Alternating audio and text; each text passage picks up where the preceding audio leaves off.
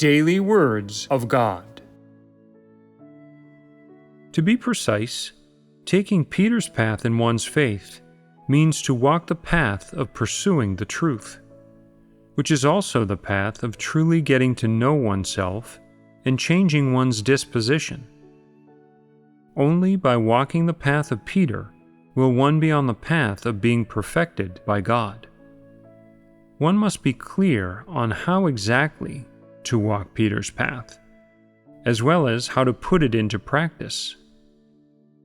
Firstly, one must put aside one's own intentions, improper pursuits, and even family, and all things of one's own flesh. One must be wholeheartedly devoted. That is to say, one must completely devote oneself to the Word of God. Focus on eating and drinking God's words.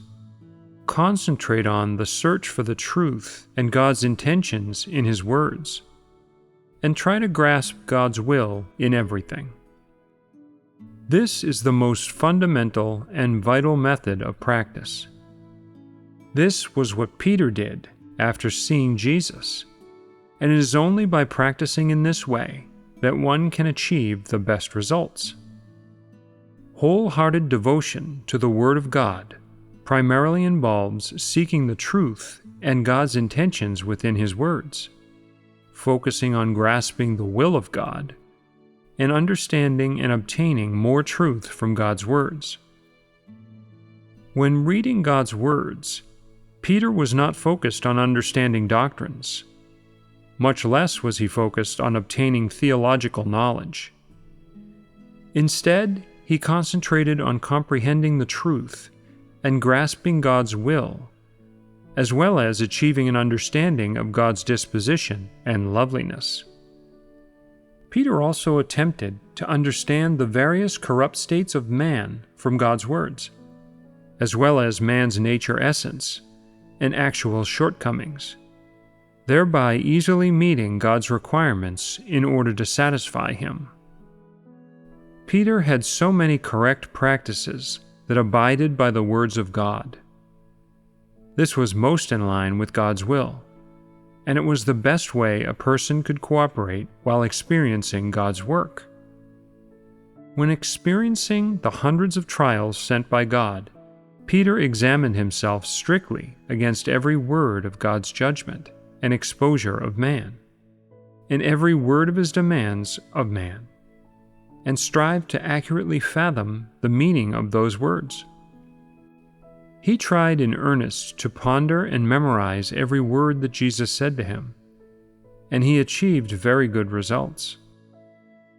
By practicing in this way, he was able to achieve an understanding of himself from God's words, and he not only came to understand the various corrupt states and shortcomings of man, but he also came to understand man's essence and nature.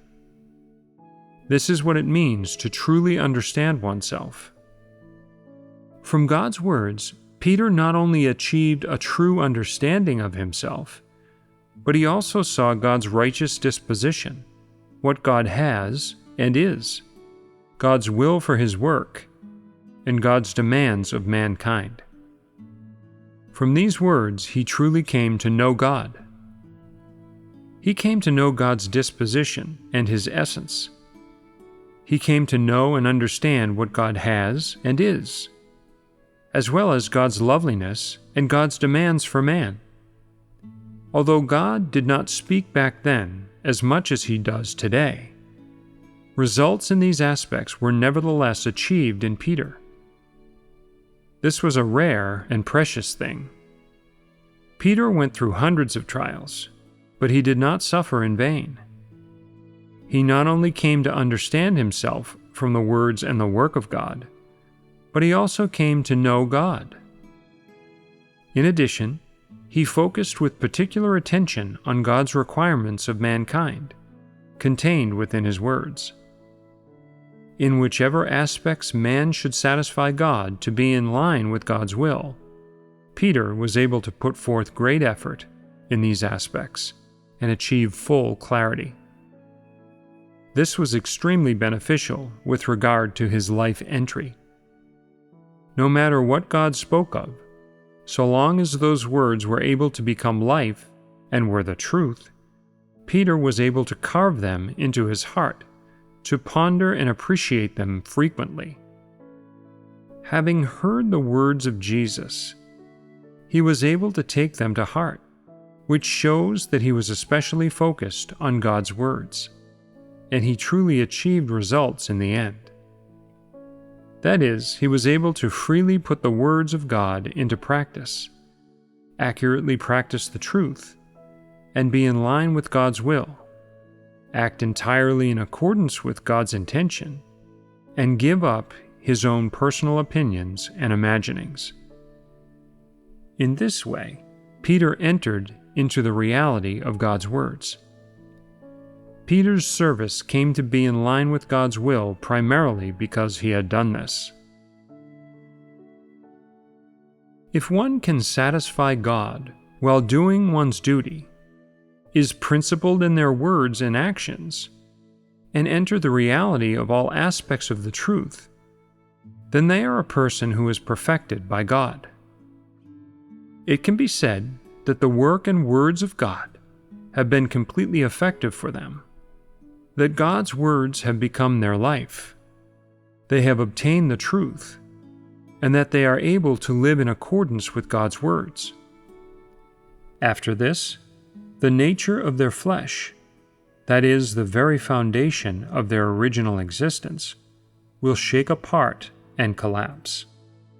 Only after people possess God's words as their life will they become new people. If the words of God become people's lives, if the vision of God's work, His exposure and requirements of humanity, and the standards for human life that God requires people to meet become their life, if people live according to these words and truths, then they are perfected by the words of God. Such people are reborn and have become new people through God's words. This is the path by which Peter pursued the truth.